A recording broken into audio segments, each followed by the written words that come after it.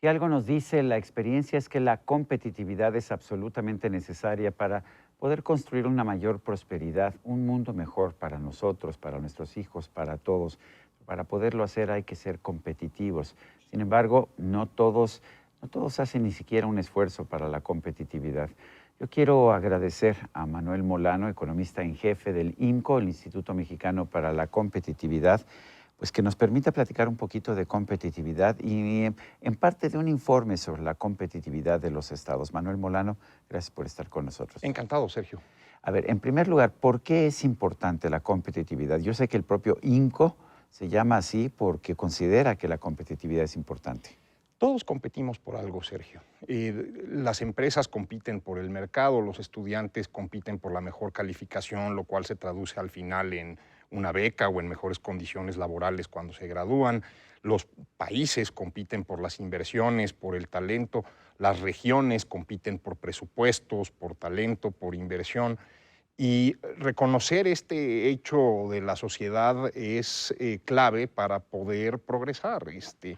Es como si queremos ser buenos en un deporte olímpico, pero no entrenamos nunca. Pero hay quien dice que la competitividad es injusta, que porque algunos favorece más a algunos, hay unos siempre que salen adelante y otros que salen atrás. ¿Tú qué dices? Hay un libro de Carlos Elizondo, Los de adelante corren mucho, y un Sí. poco, sí, hay quien nace con ciertas desventajas, pero soy un convencido Por de ejemplo, que. si yo quisiera competir contra Usain Bolt en 200 metros, sería muy injusto porque me sacaría 198 metros, ¿no? Exacto, tú y yo ¿No te correríamos parece muy injusto eso? los primeros dos. Mira, no, porque seguramente si sentamos a Usain Bolt contigo y los contrastamos en cuanto a conocimiento enciclopédico, probablemente Usain Bolt salga muy mal parado. Todos tenemos una ventaja comparativa, Sergio, y Ujú. parte de competir es descubrir esa ventaja comparativa. México es un país buenísimo para muchas cosas, industrias culturales, nos hemos vuelto una potencia manufacturera, tenemos una industria turística de primer nivel, somos malos en otras cosas, ¿no? Como se ha evidenciado, nuestro sistema de salud no funciona, nuestro Ujú. sistema de seguridad pública no funciona, nuestro Pero a sistema lo mejor sí educativo está podrían atrasado. funcionar, ¿no? A lo mejor podríamos ser más competitivos en eso Por si supuesto, nos aplicáramos. y esa es la belleza de un país grande, Ujú. que hay mucha diversidad de gente, hay mucha diversidad de pensamiento, y por eso nosotros pensamos que el federalismo como receta política es una manera de competencia, es Ujú. una forma de que las regiones compitan por las mejores ideas, por el talento, por las inversiones. Le ha funcionado a la totalitaria China, le ha funcionado a los libres Estados Unidos, tendría que funcionarnos en México. Y por eso insistimos en este informe que los gobiernos estatales tienen que retomar ese papel preponderante como lugar donde se innova en las políticas públicas, como lugar donde las cosas se hacen un poco diferentes que en el centro, como el lugar donde la política puede evolucionar mejor que en otros lugares del país, ¿no?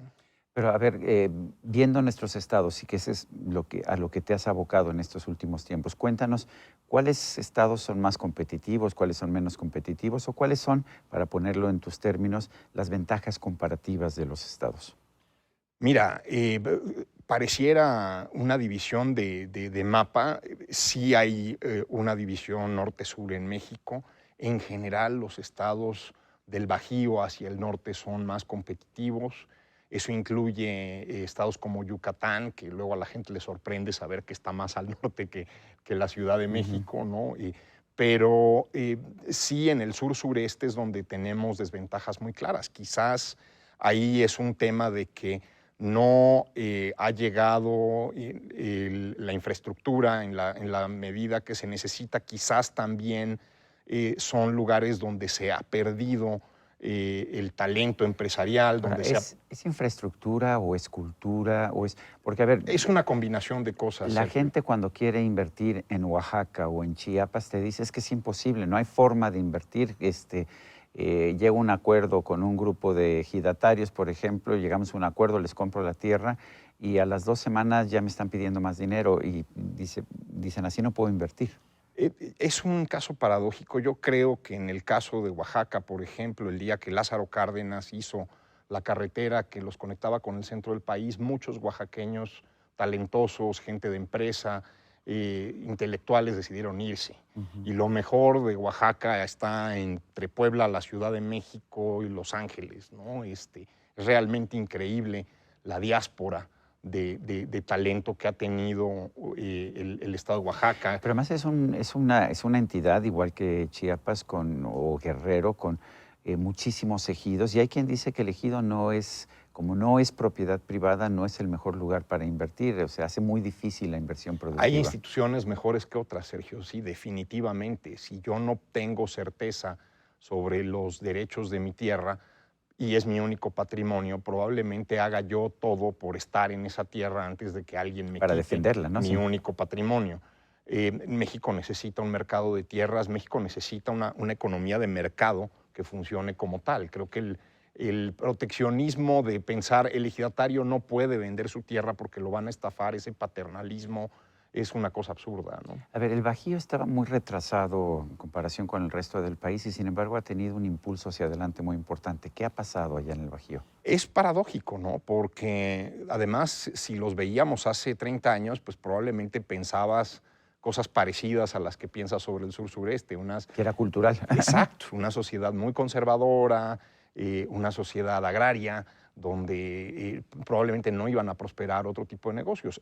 Simplemente creo que pudieron tener contacto con las oportunidades que abrió un Telecán, pudieron tener contacto con otras oportunidades de desarrollo y la sociedad se transformó hacia convertirse en lo que es hoy, una región muy pujante del país. Allá en los años 90, cuando se estaba discutiendo el Tratado de Libre Comercio de América del Norte, yo lo defendía, pero muchísima gente decía que no, que iba a destruir a México culturalmente, económicamente.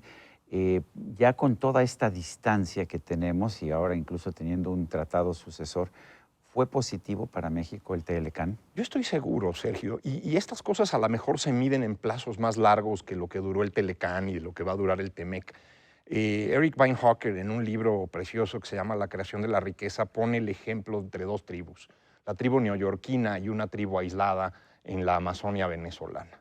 Él vivió ahí y contó 240 bienes de consumo que podía tener el personaje más rico de esta tribu. En la ciudad de Nueva York, una persona de clase media tiene acceso a cientos de miles de productos de consumo, quizás millones.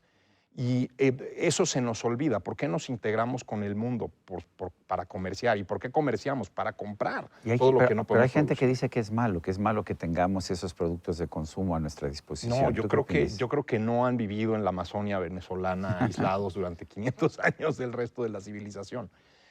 Realmente las posibilidades en esta sociedad moderna conectada son mucho mejores. Y ahí también nos damos cuenta en los estados que a pesar de que un regiomontano y un oaxaqueño puedan tener una diferencia de 10 veces en el ingreso per cápita, el presupuesto de ambos estados no es tan desigual. El presupuesto per cápita entre ambos probablemente es una proporción de 2-1.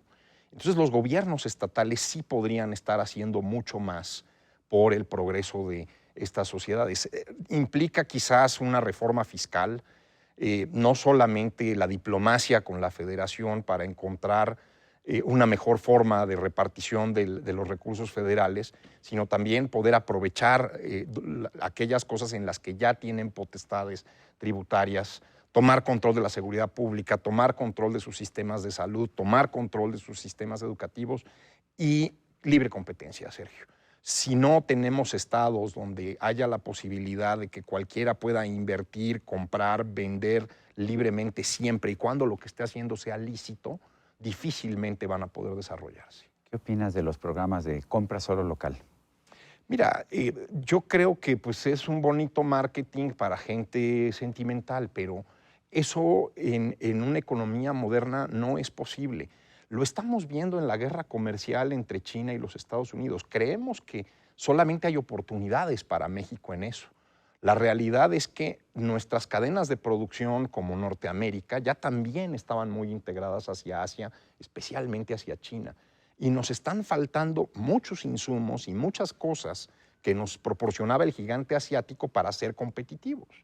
Ahora ya tenemos pues otro tipo de cuestionamientos, que China es un riesgo geopolítico, que es una economía totalitaria, que el TikTok probablemente es un mecanismo de espionaje, pero sí tenemos que encontrar una manera de integrarnos con el resto del mundo. La lógica del Telecan era integración regional solamente, pero eso no fue suficiente. Y creo que para los estados hay una gran lección en esto. Esto implica que no solamente tengo que pensar en cómo conecto a todas las comunidades de mi estado, sino cómo las conecto con el mundo exterior.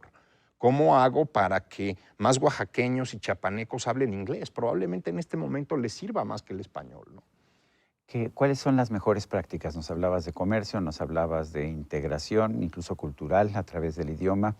¿Cuáles son las mejores y cuáles son las peores prácticas? Yo creo que la gran paradoja ahí, Sergio, es tratar de mantener cierto nivel de independencia del centro, pero a la vez poder cooperar con el resto del país. Cuando te llega un gobierno que tiene una lógica centralista, una lógica unitaria en cuanto a las ideas, donde no quieren que haya ningún tipo de pensamiento divergente al que se tiene en otras regiones del país, los gobernadores pueden dar un paso adelante y pueden decir, aquí queremos hacer las cosas diferente. Yo veo con mucha esperanza, por ejemplo, estos impuestos que están pensando poner ciertos gobernadores a las energías fósiles. Me parece una medida muy inteligente que puede ayudar enormemente al desarrollo de industrias limpias en lo energético que realmente se necesitan en el país. No sé si sea paranoia mía, pero estamos viendo más cortes eléctricos desde que decidimos que ya no queremos hacer subastas para que haya competencia entre las distintas tecnologías y pueda haber una oferta eléctrica De hecho, mucho mejor. estamos reconstruyendo un monopolio energético. ¿Eso nos favorece? Por supuesto que no. Yo creo que los monopolios ya no están justificados desde ningún punto de vista, Sergio. Probablemente en la parte política a ciertos gobiernos les gustan los monopolios porque hay una renta económica en ellos, porque les permiten controlar a ciertos grupos que votan en bloque como sindicatos, pero simplemente no. Lo que es más, ya no hay monopolios naturales, creo yo. Siempre hay una tecnología nueva, siempre hay algo nuevo que puede competir con lo que estaba antes y la regulación tiene que permitir eso, ¿no? ¿Piensas que el Tren Maya puede ayudar a integrar al sureste al resto del país o darle un mejor nivel de vida a quienes viven allá? No. Y bueno, pues en IMCO hemos escrito mucho al respecto. Ujú. Quizás hay algunos tramos del Tren Maya que podrían hacer sentido si los pensamos como trenes suburbanos o intraurbanos O de carga. o si los pensamos como estaba pensado el proyecto desde el siglo XIX del ferrocarril transísmico, pero los trenes son el desarrollo del siglo XIX. Quizás los aviones fueron el desarrollo del siglo XX, ahora con las pandemias y con todo esto, probablemente la logística también tendrá algún tipo de revolución, pero no tendríamos que estarle apostando a algo así. Es realmente como de 100 años de soledad, ¿no? Pensar que con el tren va a venir la compañía bananera y todo lo que pasó en la novela después de eso. Yo simplemente creo que tendríamos que dejar a la gente que haga empresa libremente, que se eduque libremente, que tenga opciones para educarse, que tenga opciones para entender al mundo, que tenga opciones de sistemas de salud. Un esfuerzo de urbanización probablemente es lo que necesita el sur-sureste, Sergio. Si tú ves el mapa del sur-sureste en una noche clara, vas a ver pequeñas luces desperdigadas por todos lados. Hay muy pocas economías de aglomeración, hay muy pocas urbes que puedan hacer que el desarrollo funcione. Las ciudades son muy importantes para desarrollar las regiones. Y quizás esto me regresa a tu tema del mercado de tierras. Eso me tendría que permitir a mí vender 10 hectáreas arriba de un cerro lejos para poder comprar algunos metros en una ciudad donde mis hijos puedan ir a una buena escuela, donde haya un buen hospital, donde haya instituciones de Estado de Derecho conducentes al desarrollo. Manuel Molano, economista en jefe del IMCO, el Instituto Mexicano para la Competitividad. Gracias por esta conversación. Encantado, Sergio. Y a usted, amigo televidente, que hace posible este programa, se lo agradezco también. Esto es todo por hoy, pero no se lo olvide. Nos vemos la próxima.